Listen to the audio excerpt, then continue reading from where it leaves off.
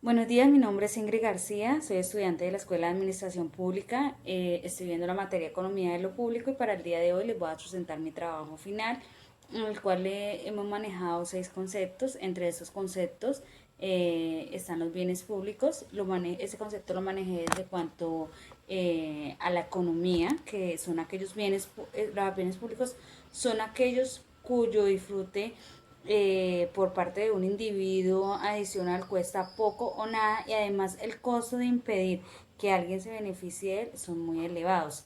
Como por ejemplo, bueno, hay unos bienes públicos que son similares, que son los bienes puros. Estos bienes puros, por ejemplo, son la defensa nacional, el conocimiento, el aire limpio, las autopistas poco transitadas, pero hay un costo marginal por su consumo adicional y es posible excluir este consumo, aunque no fácilmente. Algunos son como por ejemplo la policía, los bomberos, la televisión, el uso del internet, como por ejemplo los sitios de Wikipedia, y bienes cuyo valor deriva de su información, como por ejemplo los libros o las noticias.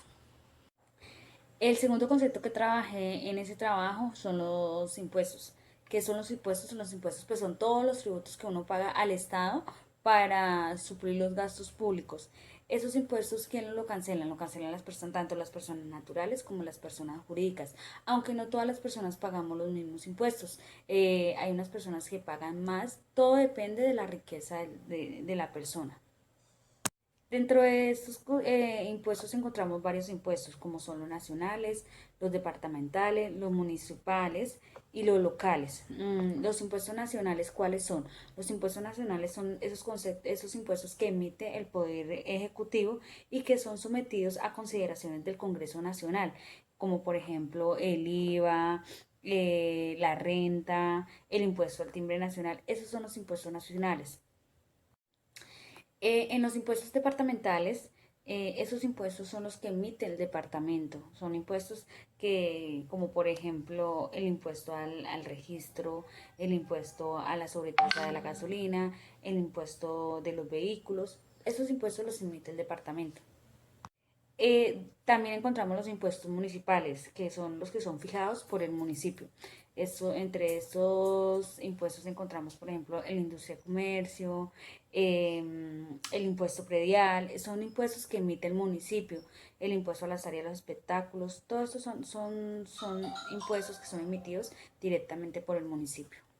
Otro de los conceptos que trabajé en el trabajo es que la multa son sanciones administrativas por el incumplimiento de cualquier norma jurídica y que puede ser sancionable tanto en dinero o bueno, se podría decir que en especie.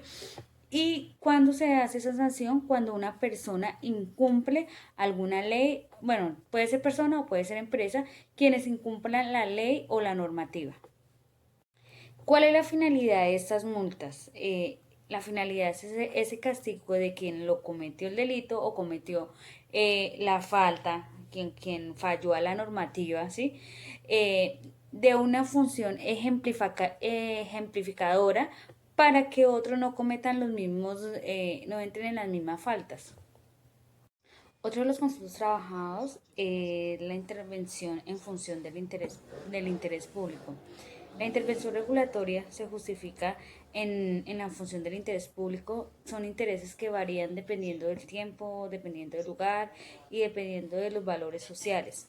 Sin embargo, este enfoque es posible la regulación. Esa regulación es posible en los casos en que se producen fallas de mercados que afectan de hecho de la realidad, ¿sí?